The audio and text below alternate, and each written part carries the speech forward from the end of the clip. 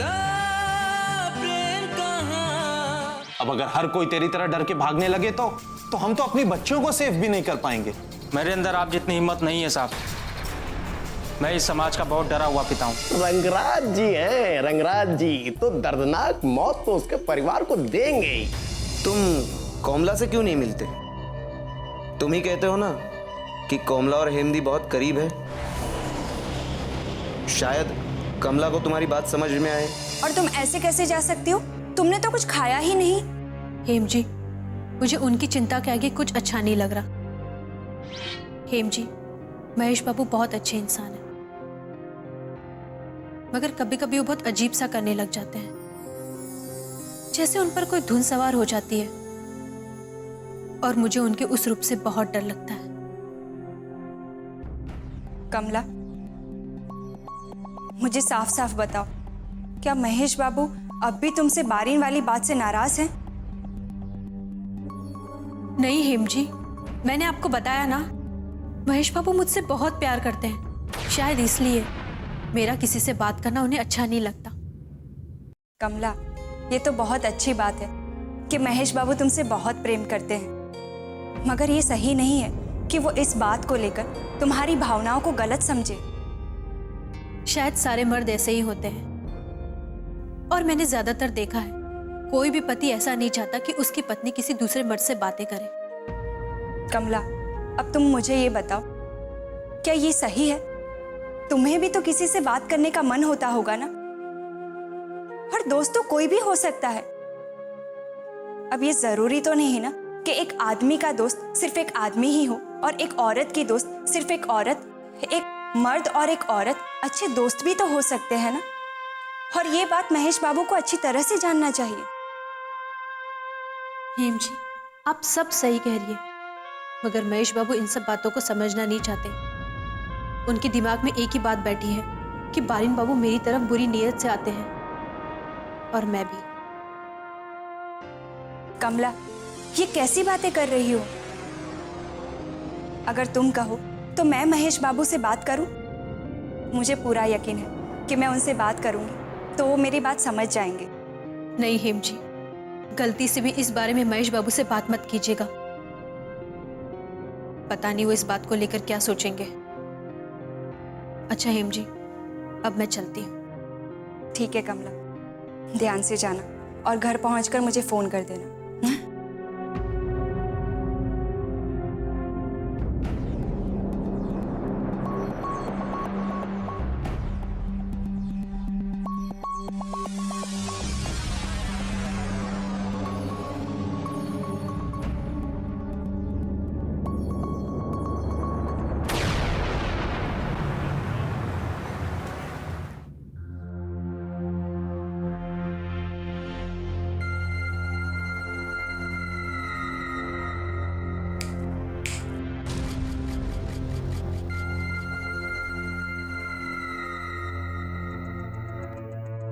यहां से गुजर रहा था तो सोचा तुम्हें अपनी याद दिलाता चलो।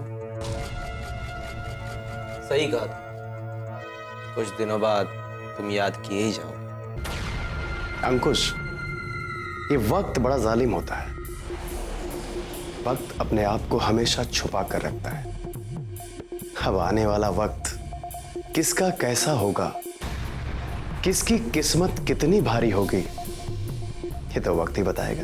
ये फिजूल की बातें छोड़ो और ये बताओ कि यहाँ क्यों आए हो? मैंने सोचा कि तुम्हें बताता चलूं कि जिंदगी का हर पल कितना कीमती है।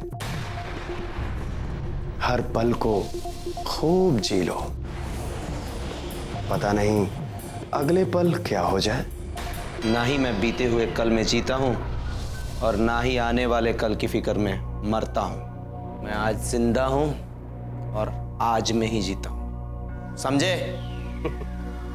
मेरा काम आगाह करना था, सो मैंने कर दिया। आगे तुम्हारी मर्जी। तुम कहना क्या चाहते हो? तुम्हारे हर सवाल का जवाब कल मिल सकता है। मैं कुछ समझा नहीं। उमाकांत को समझना इतना आसान नहीं है। कल काली माता के मंदिर पर आ जाना, तुम्हारे हर सवाल का अंत हो जाएगा। अंकुश, अगर इंसान के जीवन में सवाल ना होना तो मोक्ष की तरफ बढ़ता है। हो सकता है कल तुम्हें इस जंजाल से मुक्ति मिल जाए। अच्छा, मैं चलता हूं। कल काली माता के मंदिर में इंतजार करूंगा।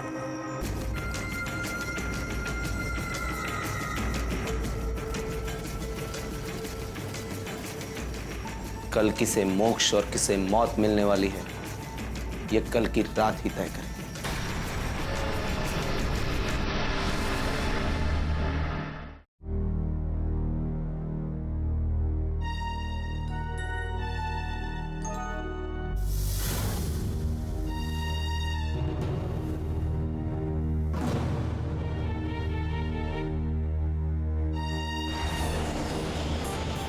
नमस्कार हेम जी, कैसी हैं आप? बैठिए ना प्लीज। माफ कीजिएगा, एक इमरजेंसी केस आ गया था इसलिए मुझे जाना पड़ा। एक इमरजेंसी केस हमेशा अचानक ही आता है। ठीक कह रही हैं आप। और कमला कहीं नजर नहीं आ रही। वो बेचारी तो कब से आपका इंतजार कर रही थी और रात भी काफी हो गई थी, इसलिए उसे आपकी फिक्र सताने लगी। वो घर के लिए निकल गई। निकल गई? हेम जी, मुझे भी निकलना चाहिए फिर तो। अरे महेश बाबू, ऐसे कैसे? कमला तो बिना खाए निकल गई। कम से कम आप तो खाना खाकर जाइए। कमला ने खाना नहीं खाया? क्यों? आपको काफी देर हो गई थी। उस वक्त कमला बहुत परेशान थी। उस वक्त आपको यहाँ पर होना चाहिए था। जिस तरह कमला आपको लेकर परेशान थी ना, उससे तो यही तय होता है कि कमला सिर्फ आपके लिए ही बनी है। हेम जी, सच बताऊं तो कमला जब से मेरे जीवन में आई है, मेरी जिंदगी बदल दी है। लेकिन ना जाने क्यों कभी कभी वो मुझे कहीं कहीं समझ नहीं पाती। महेश बाबू, रिश्ता गहरा होने के लिए थोड़ा वक्त लगता है और कमला भी उसी राह पर है जहां पर आपके निशान हैं। और कमला को वहां पूरी तरह पहुंचने के लिए आपको एक कदम तो बढ़ाना ही होगा ना। सही कह रही हैं आप। मुझे भी लगता है कि मैं कभी कभी बहुत जल्दी कर जाता हूं, बहुत जल्दी उम्मीद बांध बैठता हूं। महेश बाबू, एक दोस्त होने के नाते मैं आपसे सिर्फ यही कहूंगी कि रिश्तों को जकड़ने और पकड़ने से उसमें खिंचाव और बढ़ेगा। इसलिए हमें उसे बड़े प्यार से आगे बढ़ाना चाहिए। ठीक कहा आप। फिलहाल मैं निकलता हूं। तेरी भी बहुत हो रही है और वहां कमला भी परेशान हो रही होगी। अच्छा। मगर महेश बाबू, खाना? कमला भूखी है ना हेम जी, तो मैं कैसे खा सकता हूं?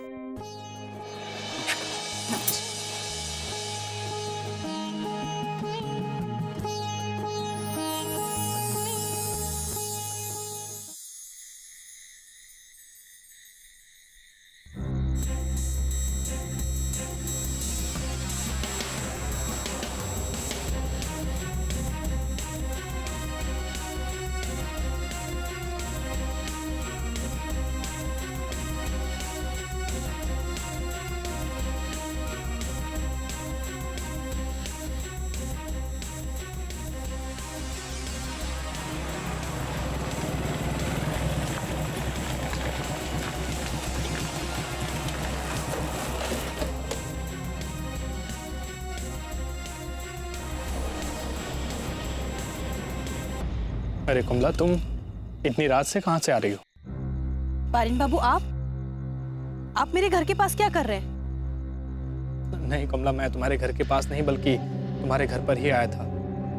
वहां देखा कि ताला लगा हुआ है। मैं तुम दोनों का ही इंतजार कर रहा था। पता नहीं क्या बात है, कहाँ रह गए महेश बाबू? कुछ परेशानी है?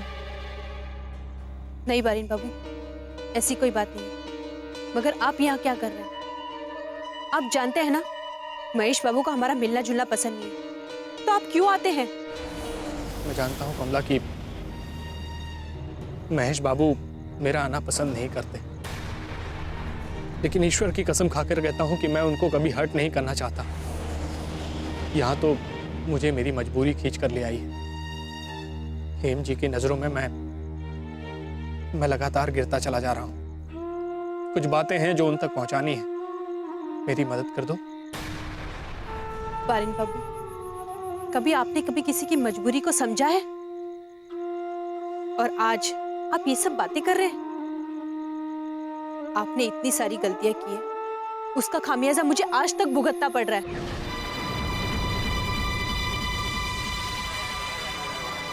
हो सके तो मुझसे कोई भी उम्मीद मत रखिएगा। कमला,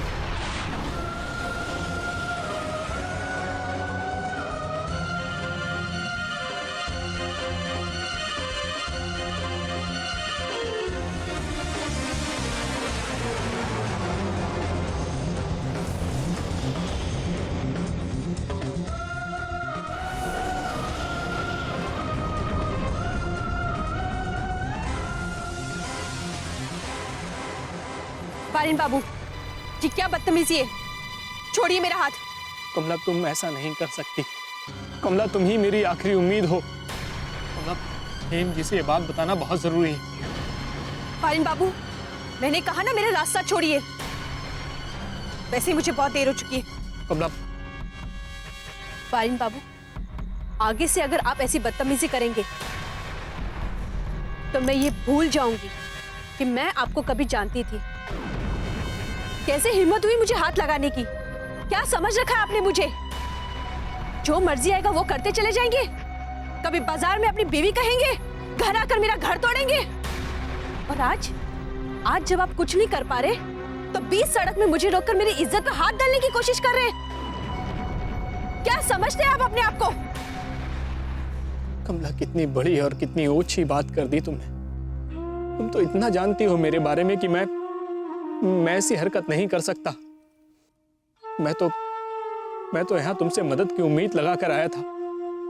कमला, ये बात हेम जी तक पहुंचना बहुत जरूरी है कि आखिर रमेश के साथ क्या हुआ था। कमला, वरना आजीवन वो अपने आप को दोषी मानती रहेंगी।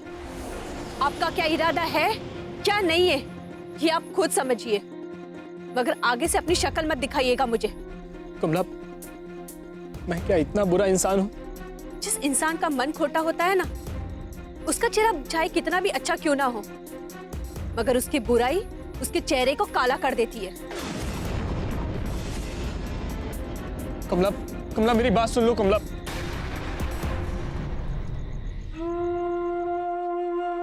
कमला, काश तुम मुझे समझ सकती।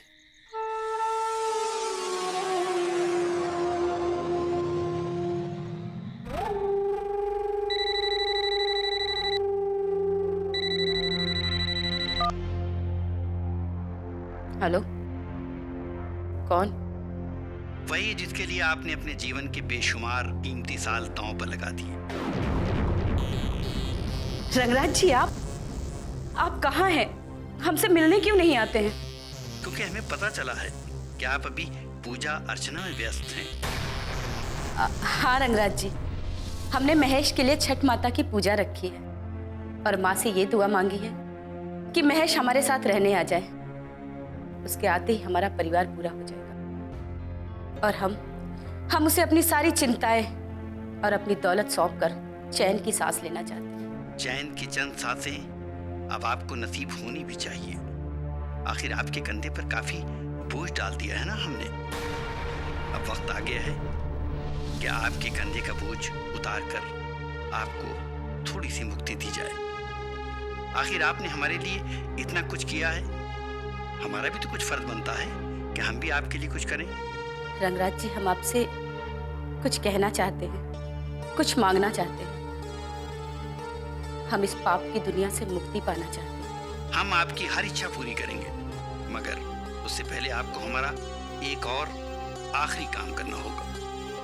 कहिए, हमने आज तक आपकी कोई बात टाली है जो आज टालेंगे? बस आप हुक्म तो दीजिए। आपको कल रात काली मंदिर पहुंचना होगा।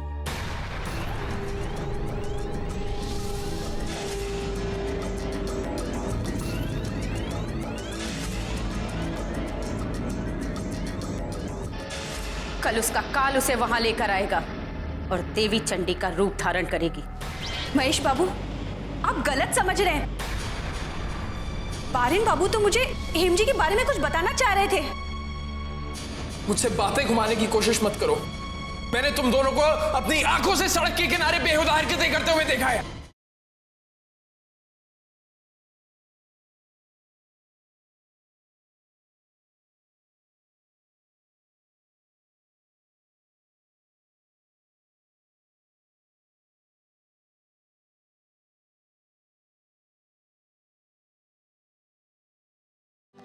ऐसा प्रेम कहाँ। कल उसका काल उसे वहां लेकर आएगा और देवी चंडी का रूप धारण करेगी।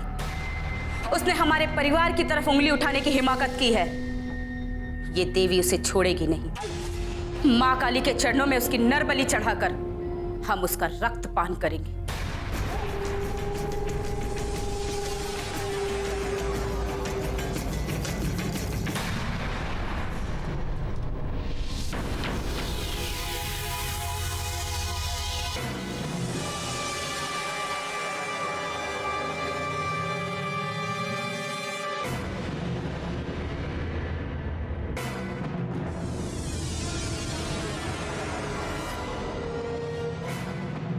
कमला मेरे साथ इतना बड़ा धोखा कर रही है। कमला इतनी गिर जाएगी मैंने कभी सोचा भी नहीं था। नहीं, आज मैं उससे कुछ नहीं कहूंगा।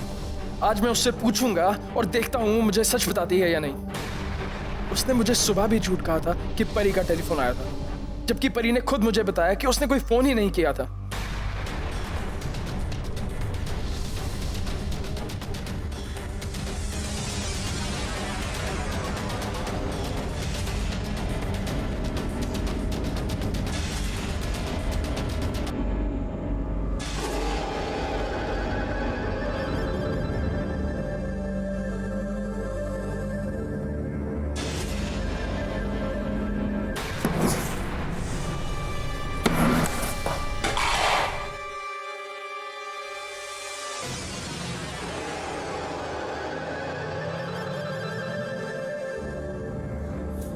महेश बाबू, ये आपके हाथ में सूजन कैसे आई?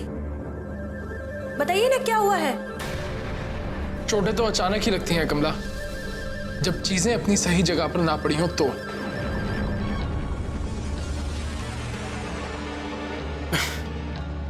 वैसे तुम कहां से आ रही हो? I mean, कहां गई थी तुम? आप तो ऐसे पूछ रहे हैं जैसे आपको कुछ पता ही नहीं। पहले आप ये बताइए, आप कहाँ थे? आप मुझे लेने क्यों नहीं आए? तुम झूठ बोल रही हो कमला। झूठ? कौन सा झूठ? मैंने आपसे कोई झूठ नहीं बोला है। फिर तुम इतना घबरा क्यों रही हो? हाँ, जैसे तुम मुझसे कुछ छुपा रही हो। क्या तुम मुझसे कुछ छुपा रही हो कमला? अरे महेश बाबू, अब कहना क्या चाहते हैं? तो ये बताओ कि तुम्हें हेम जी के घर से आने में इतनी देर क्यों हो गई, जबकि तुम तो बहुत पहले की वहां से निकली हुई हो। आप हेम जी के घर गए थे? हाँ, मैं हेम जी के घर गया था और वहां जाके मुझे पता चला कि तुम तो बहुत पहले वहां से निकल गई थी, तभी तो मैं घर पहुंचा।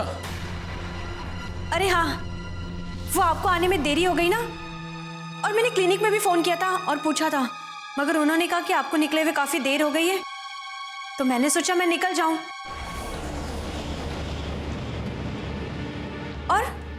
और रास्ते में मुझे कोई रिक्शा भी नहीं मिला, तो मैं पैदल चल के आ गई। शायद यही वजह है कि आप मुझसे पहले घर आ गए। बस इतनी ही बात है ना कमला? यही वजह है ना तुम्हारे घर देर से पहुंचने की, और तो कोई बात नहीं है। और नहीं तो क्या? अरे महेश बाबू, आपने तो कुछ खाया नहीं होगा, आप हाथ मुंह धो लीजिए, मैं कुछ बनाकर लाती हूँ। रुको कमला, ये तुम्हारा मुझसे दिन में दूसरा झूठ है। आखिर कहां गई थी तुम? मैंने क्या झूठ बोला है? मेरे सब्र का इम्तिहान मत लो कमला। तुम ये बताओ कि तुम बारिन के साथ क्या कर रही थी? वो मैं आपको बताने ही वाली थी कि। झूठ बोल रही हो तुम। अगर मैंने तुम्हें अपनी आंखों से बारिन के साथ ना देखा होता तो तुम मुझे ये बात कभी नहीं बताती। तुम साफ साफ बता क्यों नहीं देती आखिर तुम दोनों के बीच में क्या चल रहा है? महेश बाबू, आप गलत समझ रहे हैं। बारिन बाबू तो मुझे हेम जी के बारे में कुछ बताना चाह रहे थे। मुझसे बातें घुमाने की कोशिश मत करो। मैंने तुम दोनों को अपनी आंखों से सड़क के किनारे बेहुदा हरकतें करते हुए देखा है। बस कीजिए महेश बाबू, बस कीजिए। जो पत्नी रात के अंधेरे का फायदा उठा के अपने यार से मिलने जाए, उस पत्नी को सही कैसे समझा जा सकता है? हाँ, तुम्हारे कपड़ों से आती हुई तुम्हारे यार की बदबू ये साफ बता रही है कि तुम दोनों क्या कर रहे थे। महेश बाबू, ये जिसे आप बदबू कह रहे हैं ना, ये इत्र की खुशबू है। हेम जी के घर मेरे हाथ से गलती से इत्र की बोतल गिर गई थी। वाह, अच्छे बहाने बना लेती हो। ये भी तुम्हें तुम्हारे यार ने सिखाया है। और वो तो मैं भूल ही गया था। सुबह किसका फोन आया था? परी का फोन आया था ना? हाँ, या तुम्हारे यार का फोन आया था? महेश बाबू, कभी आपने ये समझने की कोशिश की है कि मैं आपसे बातें क्यों छुपाती हूं?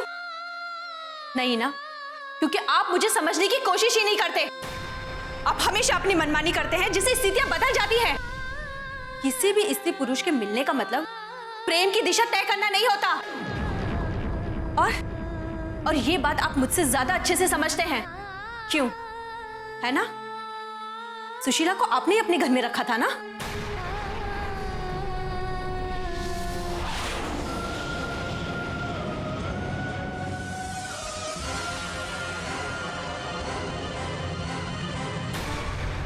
सुशीला ऐसा नहीं कर सकती। मुझे भी लगता है बॉडी, सुशीला दीदी ऐसे नहीं कर सकती। अच्छा, तुम्हें उस मछुआरे का घर पता है? वो कहाँ रहता है? मुझे लेकर चलो। नहीं बॉडी, मैं सब कुछ पता लगा कर आ चुका हूँ।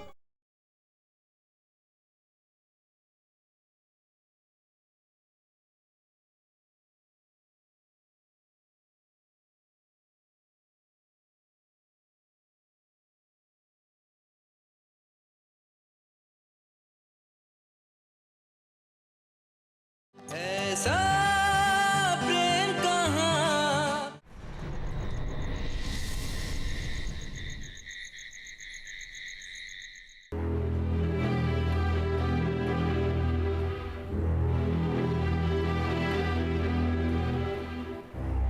आखिर ये जोगिन कहाँ रह गया?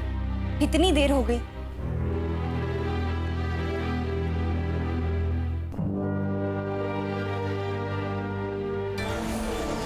जोगिन, कहाँ थे तुम? टाइम का कुछ ख्याल है भी या नहीं? बॉडी, मैं जानता था कि घर आते ही तुम्हारी डांट खाने को मिलेगी। वो मैं किसी काम में फंस गया था। जोगिन, ऐसा कौन सा जरूरी काम था जो तुम एक फोन भी नहीं कर पाए? तुम्हारी वजह से कमला घर पर लेट पहुंची। कमला दी यहाँ आई थी क्या? हाँ, कमला भी आई थी और महेश बाबू भी। मगर महेश बाबू थोड़े देर से आए थे। हमने सोचा था कि तुम आ जाओगे जल्दी तो कमला को उसके घर छोड़कर आओगे, मगर तुम सुबह से जो निकले हो अभी घर पर आ रहे हो। कहाँ थे तुम? बॉडी, एक्चुअली मैं बाजार गया था। वहाँ पे मेरी मछुआरे से मुलाकात हुई। उसने मुझे बताया कि कुछ दिन पहले यहाँ एक लड़की ने नदी में छलांग लगा दी थी। वो जो टाइम बता रहा था उसी समय से सुशीला दी भी गायब है। जोगिन, ये तुम क्या कह रहे हो? सुशीला ऐसा नहीं कर सकती। मुझे भी लगता है बॉडी, सुशीला दीदी ऐसे नहीं कर सकती। अच्छा, तुम्हें उस मछुआरे का घर पता है? वो कहाँ रहता है? मुझे लेकर चलो। नहीं बॉडी, मैं सब कुछ पता लगा कर आ चुका हूँ।